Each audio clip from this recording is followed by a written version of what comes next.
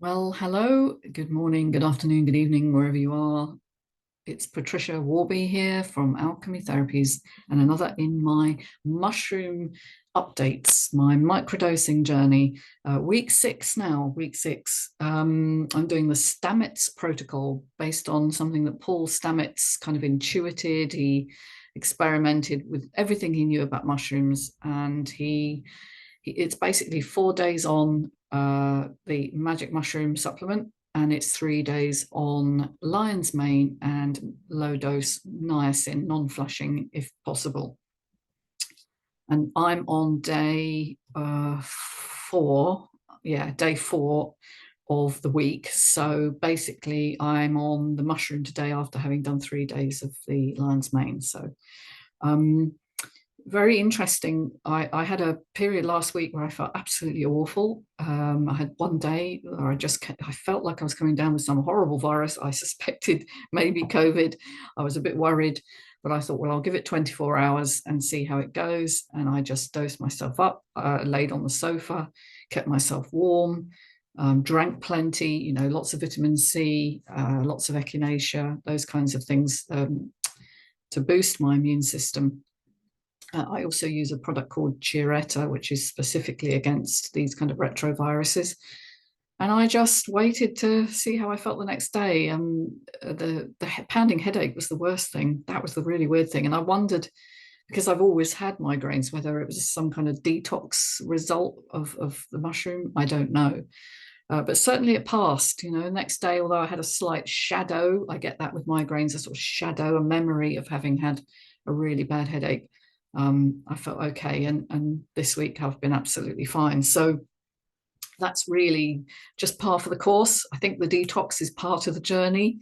I've certainly had enough little things that have come up, sort of boils and just unpleasant things that showing me that that my system is detoxing, which is good. It's really good overall. It's just not pleasant to go through. In other sort of awarenesses, obviously the sensory awareness has continued, seeing colors more brightly, feeling beauty more acutely, wonder when I'm out in nature, definitely have a sense of connection with that, hence the title of today's session, all about connection. But it's gone a lot deeper. It's going deeper into, I guess, the external connections that I'm making with people. Now, some of you may know I have another channel called The Wary Cryptonaut, where I talk about all manner of alternative financial things and financial well-being and taking control of your financial health. And those two are kept very separate because they're obviously very distinct, but it seems this week everything's been colliding. Okay, so a lady that I interviewed for that channel has also got a great deal of interest in the health and well-being arena, and has done a lot of interesting work, including breath work and a course in miracles. Now, if you've not heard of A Course in Miracles, it's based on this book, which is it's both a sort of reference manual. It's a bit, the first section is a bit like the Bible. It's very dense. It's in little tiny segments. You read a segment at a time and try and understand what it's saying. And I must admit, I had given up and thought, it's just too much. I just can't take it in. And then this lady, Winnie, said to me, oh, no, I'm a student of the Course in Miracles. And me and my husband work through the workbook. And we do a lesson every day. Now, I must admit, I had known that the workbook is in there and that this is a conglomerate volume. And so the exercises are there. And I thought, well, I'm going to try that. I'm going to see if it works for her, whether it might work for me. And goodness me, the first few lessons are so significant. The first lesson is my past is preoccupied. My mind is preoccupied with past thoughts. Okay, now in other words, everything we perceive is filtered through the lens of our perception, which is based on our past experience. Now, of course, I know this because that's what I work with. I work using EMDR to help people resolve all manner of past experiences that haven't been resolved. But this is asking you to really grasp the fact that what you perceive is not real. all right, and that reality is filtered through our brains. And I just feel like fungi in their mycelial networks create a sort of awareness of that self-learning mechanism where information is fed back, and that's very like our brains. Our brains are associative. They make network connections through the neuronal process, of making synaptic connections. And the more we think certain thoughts, the easier that becomes. That's called potentiation. And so you keep recycling old thoughts and old beliefs and old impressions. That's what you're going to perceive the world is. And so we definitely have this filter. And in lesson 9, which is today's lesson, I see nothing as it is now. You think you do, but you're not. You're seeing it through this filtered perception. So I think the mushrooms are giving me not only a connection with myself and my own body, but also bringing other people to me in very innovative and connected ways, which are very surprising. I hadn't expected in the crypto arena to meet somebody who also had this health and well-being interest. And that kind of led me on to thinking about mycelial networks, watching a film about Paul Stamets' work called Fantastic Fungi. And I'm going to put a link in the description below because it's really amazing. It's about an hour and 20 minutes. It's a fantastic movie if you really want to understand not just medicinal mushrooms, but mushrooms generally and mycelial networks, what they do, how they help digest and break down plants and animals so that we're not buried under debris. And actually everything is recycled, right? Everything is recycled. And I think understanding that, you kind of lose your fear so much of death, because death is part of the natural rebirth of another organism. And he also talks about lichens being an interesting example of a symbiotic organism. So that's a fungus with an algae. And it turns out other organisms as well. We used to think it was just two. Lynn Margulis did a lot of research on that. And in the 1960s, she was the wife of Carl Sagan, who's a very famous scientist. It must have been hard to be to be married to somebody so famous and yet be a scientist in your own right. And of course, being a woman, she published this theory that lichens were symbiotic conglomerates or communities, and it was completely rubbished. It was like, you're mad. It wasn't just we disagree. It was, she was really lampooned for that until 10 years later, and more data started coming in, and we started being able to see things in more detail with electron microscopes and so on. And yeah, lo and behold, the theory was upheld, and in fact has been developed further, and we now know that they are a total community of organisms, which allows them, of course, to adapt to their environment. Who knew? And that made me think then, well, we are a community of organisms, because I wrote a book about it called The World Within. I did that 6-7 years ago. And I came to the conclusion that we're not an isolated individual person, but a we. We are a community of symbiotic, synergistic organisms. And the health of your community is what determines health and wellness. And dis-ease is a disconnection from their messages, if you like. And it seems like fungi do that for the natural world, just like they do for human beings as well. Fungi are part of our microbiome.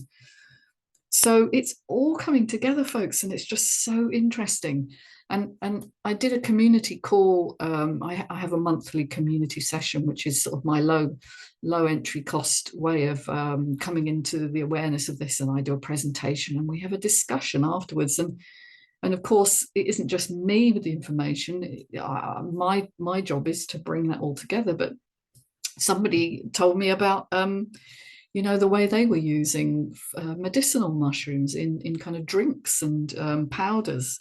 And so it just seems like everything is coming together to give me the information I need, not just for my next book, which is going to be on mushrooms generally and what they do for us, but also in terms of my health and well-being myself, you know, because now I'm back on A Course in Miracles and knowing how to use it, which is wonderful. I would recommend the film Fantastic Fungi because it kind of shows you the difference, I guess, between microdosing, which is what I'm doing, taking a 10th dose, and those kind of heroic doses, as they call them, you know, the full doses that Paul took when he was a teenager. I think he was a teenager, or he's certainly a young man. And he ended up not knowing he ate far too many, and far too many of the magic mushroom variety. Psilocybin is the chemical in there that affects the brain, and it seems to dissolve the default mode network in your brain. It will not dissolve it, but it takes it offline. And the default mode network is the ruminating, worrying, sort of overthinking side of you that just habitually goes over those same patterns day in, day out. That's why it's called default. And it disconnects that, and therefore we become one with everything that is around us. And so he was caught in a terrible storm, and he knew to cling to a tree because although he thought, it could be dangerous if he was hit by lightning, but he just felt he needed the grounding of the tree while he was going through this, unfortunately, rather strange experience. And the visual field dissolved, and how he describes it is he saw the underlying mathematics, the fractal patterns that underlie nature. Now, I've written about that as well because it fascinates me. It comes up time and time again in psychedelic experiences, not just with mushrooms, but with LSD, with other things, all manner, DMT, and so on. And is this just an epiphenomenon of our brain? Is it just what happens when you take these medicines? Or is it because it takes away the filter that tells us that, this pen is solid and the sky is blue, because that's how we perceive it through our senses? Or is it true? Is this just not an energy field that my finger, which is also an energy field, interprets as a pen and solid and hard?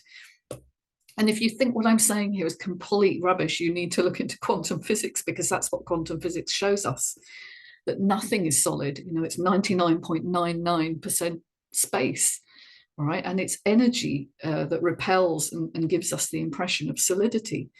So goodness me, I'm getting so much awareness of all the interests that I have, and I'm beginning to feel like, although I wouldn't say it doesn't solve all your problems, all right? If you come into it like that, you're going to be disappointed.